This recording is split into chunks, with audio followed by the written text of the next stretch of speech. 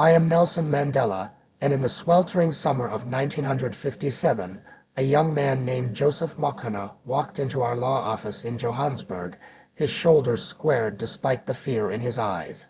The air in our cramped room was thick with the scent of dust and old paper, the city's restless hum seeping through the thin walls.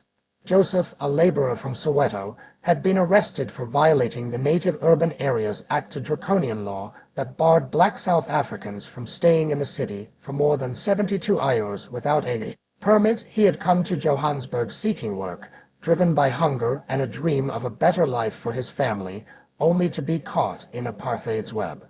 Charged with unlawful presence, he faced deportation to a rural reserve or months in a brutal labor camp. His story was a spark in my heart, a reminder of the countless lives crushed by laws that made our own land a prison. I took his case with a fire that burned for justice, knowing we were fighting not just for Joseph, but for the right of our people to walk free in their own country. Johannesburg in the 1950s was a glittering promise and a cruel trap. Its skyline gleamed with skyscrapers, a symbol of wealth built on the backs of black workers like Joseph, yet its streets were a maze of restrictions for them.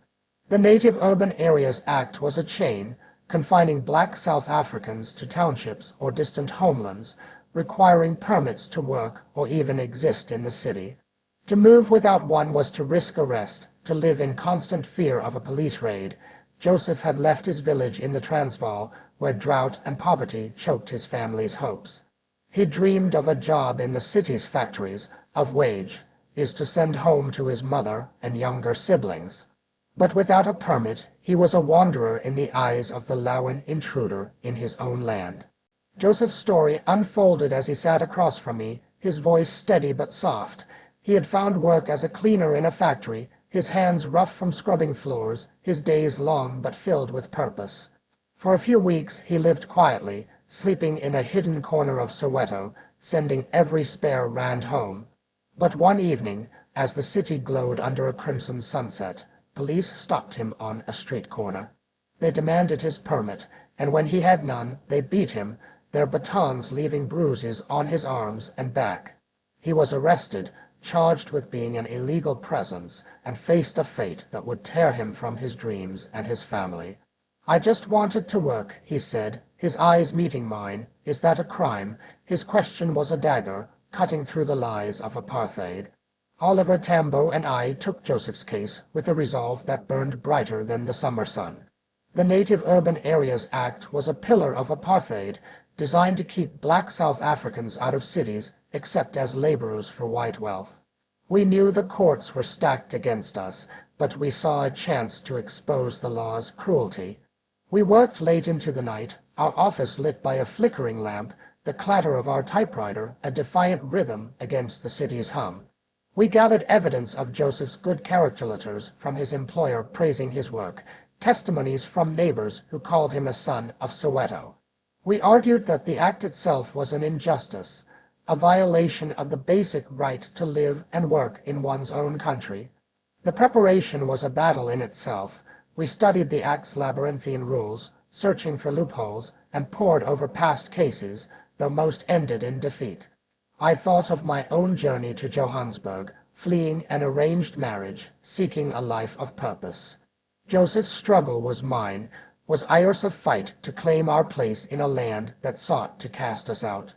Every affidavit we collected, every argument we crafted, was a brick in the wall of resistance we were building. The trial day arrived, and the courthouse loomed like a fortress of white supremacy, its walls steeped in the arrogance of power. Inside, the air was heavy with the scent of polished wood and the weight of judgment. The gallery was packed Soweto residents, ANC comrades, and workers who saw their own lives in Joseph's fight. The prosecutor, a man with a cold stare and clipped words, painted Joseph as a lawbreaker, a threat to the order of the city. He waved a police report, claiming Joseph's presence endangered Johannesburg's prosperity, as if a single man's dreams could topple their system. When I stood to speak, my heart pounded, but my voice was a steady drumbeat. I held up Joseph's work contract, its edges worn from his careful keeping, and told his story. "This is no criminal," I declared. "This is a man who left his home to feed his family, to build a future, only to be hunted for the crime of existing."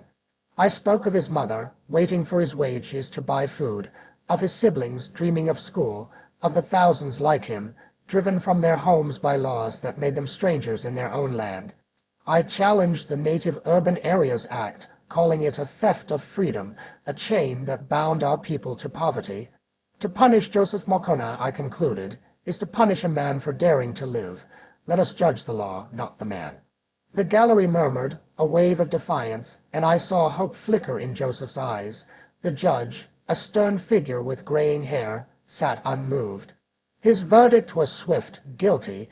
Joseph was sentenced to 3 months in a labor camp with deportation to follow.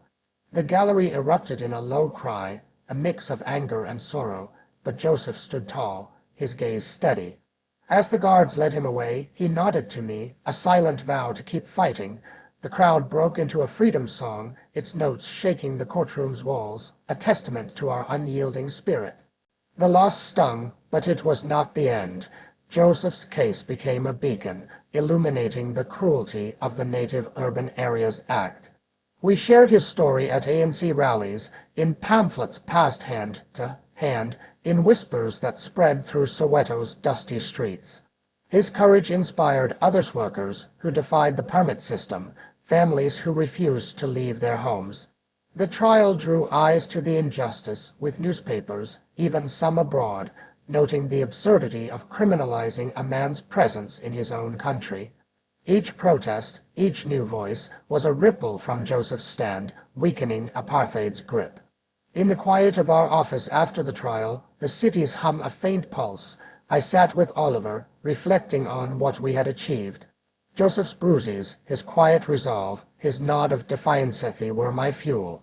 We had not saved him from the labor camp, but we had lit a fire that would burn on. The struggle for freedom was a long road, but every case, every stand, brought us closer to the dawn. To you who hear this tale, let Joseph's courage stir your soul. Whatever laws bind you, whatever forces seek to cast you out, stand firm and claim your place. Your defiance, like his, is a spark that can light a movement.